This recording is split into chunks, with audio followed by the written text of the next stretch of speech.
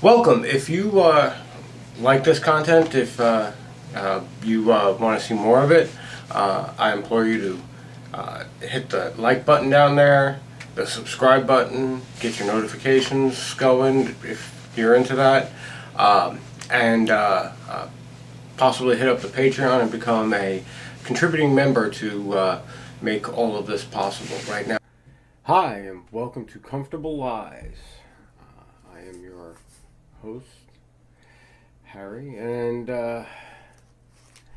today I want to talk about science.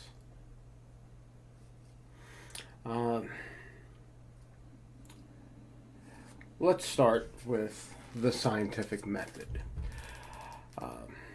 The scientific method is a historical tool used to deduce the truth, and there are steps, as you can see in this fine diagram, that we take to engage in the scientific method. Having questions, researching the questions, conjecture, which is, you're gaining a hypothesis, predicting, experimentation, and then objectively examining the results and seeing if examining the results complies with your predictions and verifies your hypothesis, and if it does not, well, then you go back to the experimentation phase again, and you redress your hypothesis, and you go at it again and again and again and again and again. And as new information arises, you refine the scientific process over and over again. It is an endless cycle. The scientific method dates all the way back to ancient Egypt and Mesopotamia.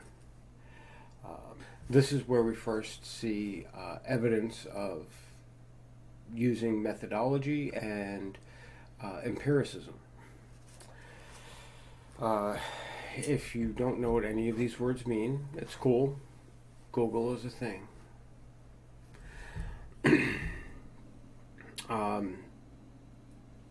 In the Hellenistic period, we have a rational theoretical science, and what that means is there were many thought experiments going on. The school of philosophy and stuff like that were highly engaged, as well as mechanical science. Not only asking questions and then following the logical format to come to an answer, but also actually running experiments and engaging in the scientific method, as it were. In the Middle Ages, we start seeing evidence of skepticism, particularly scientific skepticism, where verified results are often examined further, specifically to ensure that bias has been removed from the process. From the Renaissance up until the present, all that has happened is the scientific method and reasoning has become more and more refined. Prospectively.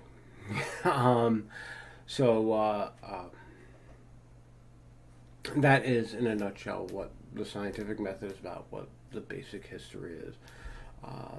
There's plenty of resources encyclopedic levels of resources that delve into the history of the scientific method and the actual process of the scientific method. There's a reason why I'm talking about the scientific method in science, and it has mostly to do with people who like to throw around the word as if it means whatever they want it to mean. And this is not the case. There's definitive terms of what science is, how we engage in the scientific method, what are considered good standards, good practices, and what is considered healthy scientific rigor and skepticism. And none of this is being displayed by popular culture in the United States. For anybody watching that is not in the United States, Comfortable Eyes takes place in the United States. That's where I live. So that's where I have the best knowledge of the people, the society, the social constructs, as it were.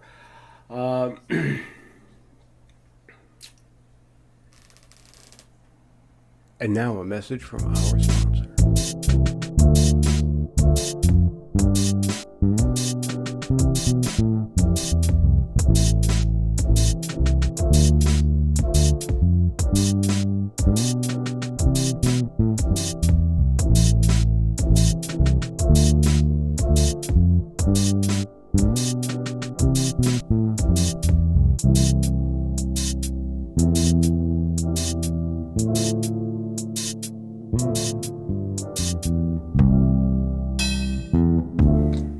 Welcome back. There are two competing camps. That is, they're the loudest amongst the spectrum of opinion. You can't really say you are A or B. There is degrees well within either of these options, but these are the extremes. These are the vocal extremes that we hear so much about.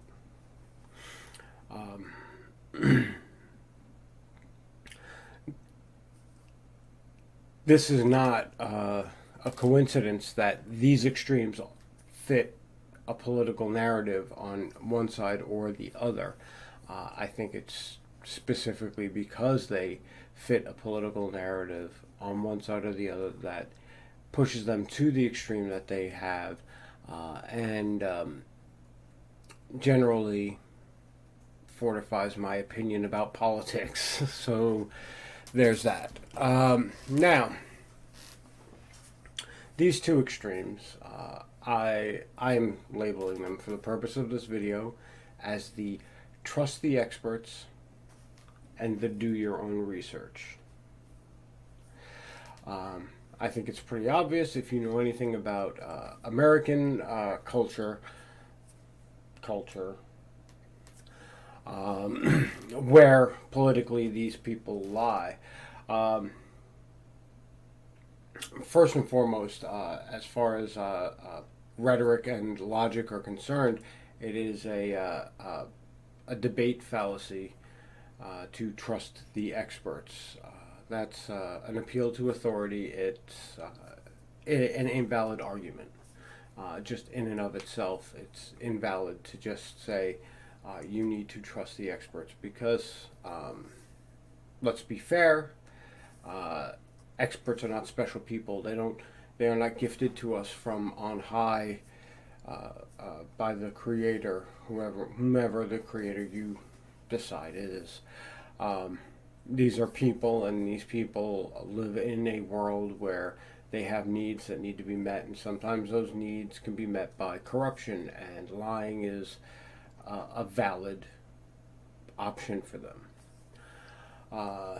Perfect example, if you look into the cheese bank, I believe it's called, the United States, they heavily subsidize dairy.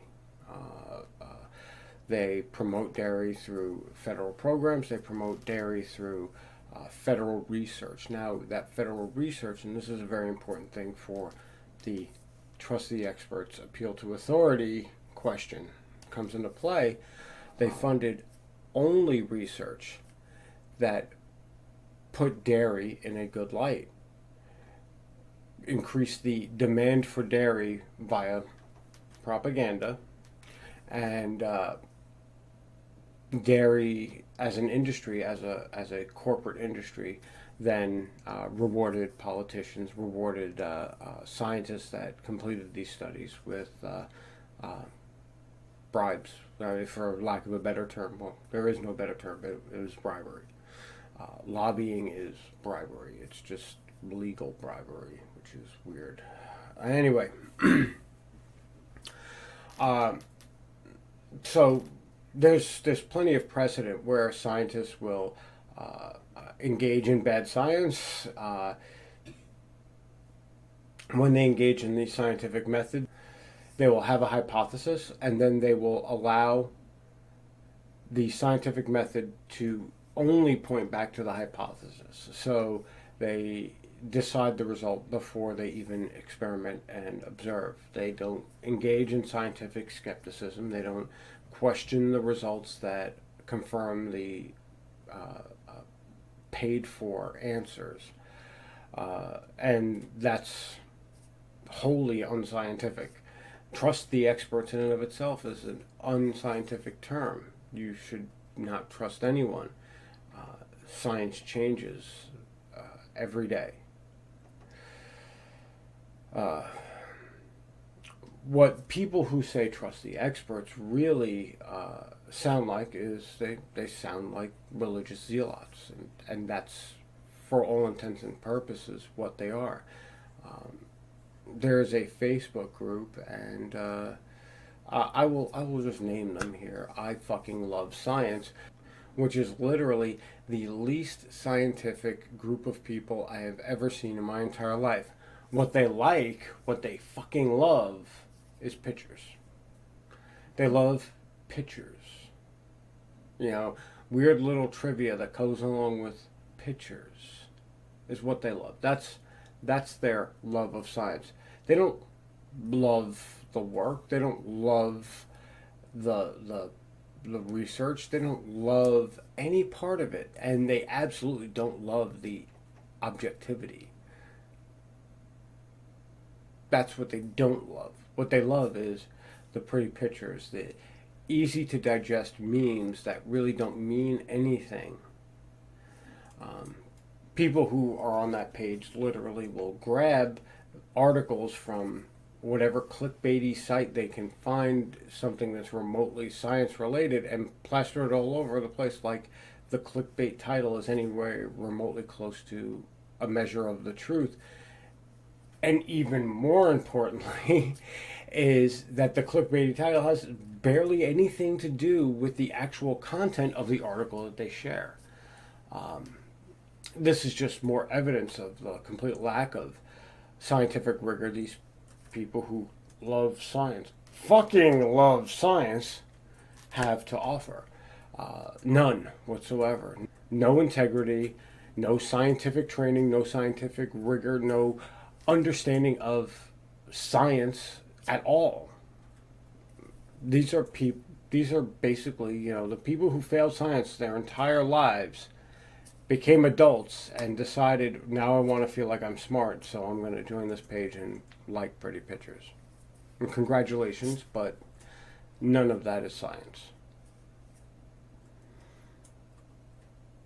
Please come back after a word from our sponsor.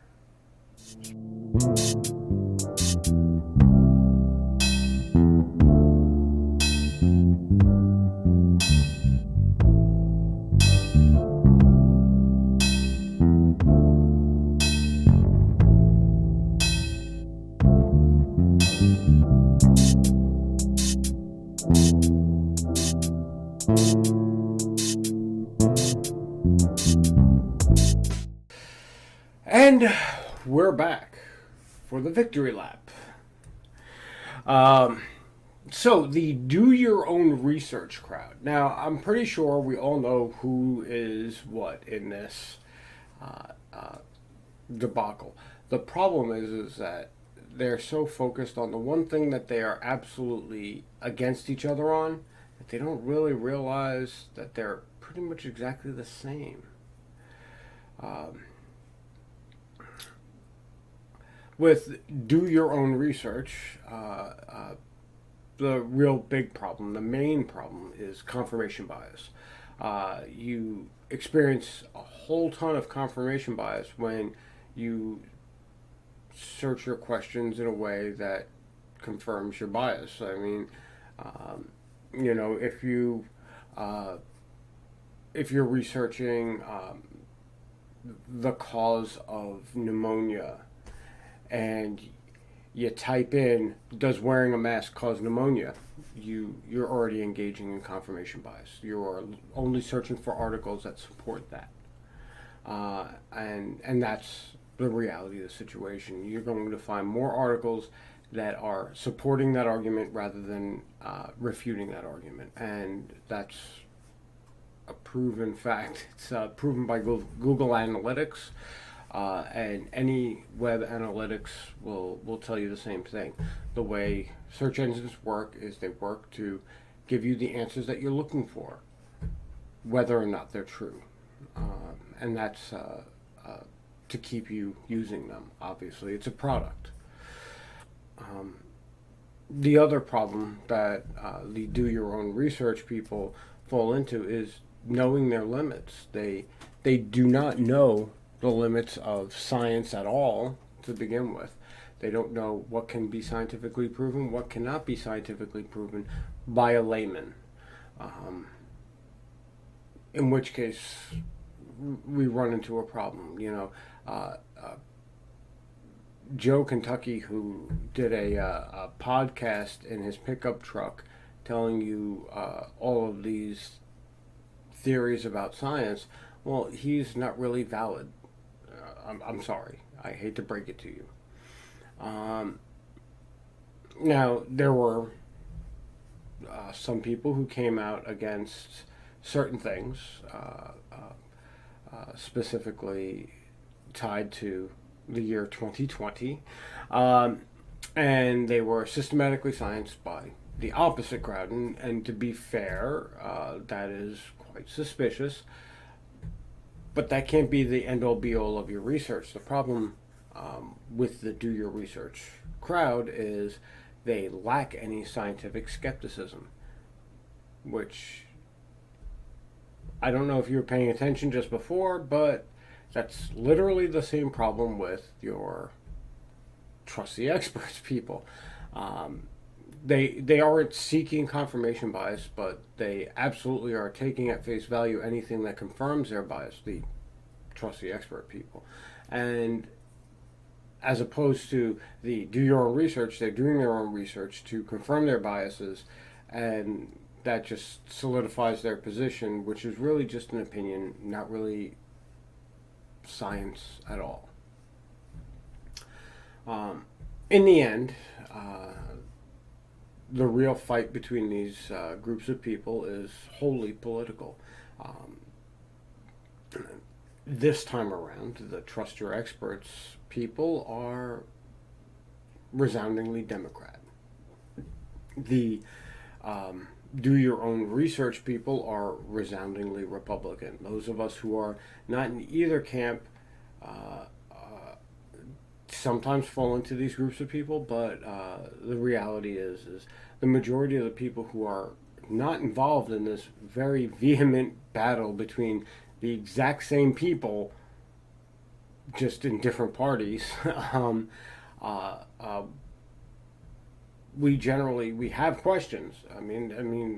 The the the shit sandwich we were sold demands questions, and we understand that we don't have the answers, and it's not necessarily true that we will ever have definitive answers. Um, but we want those questions asked scientifically. We want the scientific method actually followed. We want research done. We want work done that is not fit to an agenda. And the problem with that is that scientific work costs money, and automatically that money has an agenda. So those of us who are actually versed in science, have any type of history or training in any type of scientific field, we are continuously frustrated by both of these groups of people. Whenever I ask questions, and I have here on Comfortable Lies, I've asked the questions about masks, the glaring questions that just get completely glazed over, completely ignored, and ridiculed for being asked. It's a valid question that could turn into a very serious issue. And, well, I don't know. I don't have the facilities to test this type of stuff. And, well, these types of tests take time. So the trust the experts crowd said, well, the expert said this, and therefore blah, blah, blah, blah, blah. And, well, it doesn't matter, because science is not religion. And doing your own research is not religion. It is not science either. It's religion. It's all faith-based. You have faith that the person that you're watching the video of, who's telling you everything that you already believe must be true, well, that's like going to church and expecting the priest to tell you the truth about God. It's not his bag. He's there. You're going to church to learn about what the priest thinks about God. He's going to tell you what you want to hear. That's why you go to church, right? You don't go to church to question the existence of God. You go to church to confirm your own beliefs. It doesn't prove God. Nothing really proves a creator of any type. So, there you go. I mean, but both groups, they come at the whole idea of science with this faith-based initiative, and it's really infuriating. Whether it's the Pope Surgeon General or the Pope random guy in a pickup truck saying that he heard someone say something about something and it's related to whatever inquiry you have. Neither of these things are science. They are religion. They are faith. As Max Stirner would put it, they are spooks. They're just apparitions that people pull out of the air. They're not real. And I think it's really important that the adults, whoever may watch this, really take stock in the fact that they have to examine their own reasoning before they sit there and start cheerleading for somebody who may or may not have an agenda, and that agenda may or may not be something that you wholly really want to see happen. Your comfortable lie, because we have one this time. Comfortable lie. The experts are so dedicated to science that they are willing to sacrifice their funding for the truth. And that guy that dropped out of high school 40 years ago, who is sitting there on Social Security shouting in his truck, is somehow as validly equal as practicing real science. Look at that, 2 for the price of 1.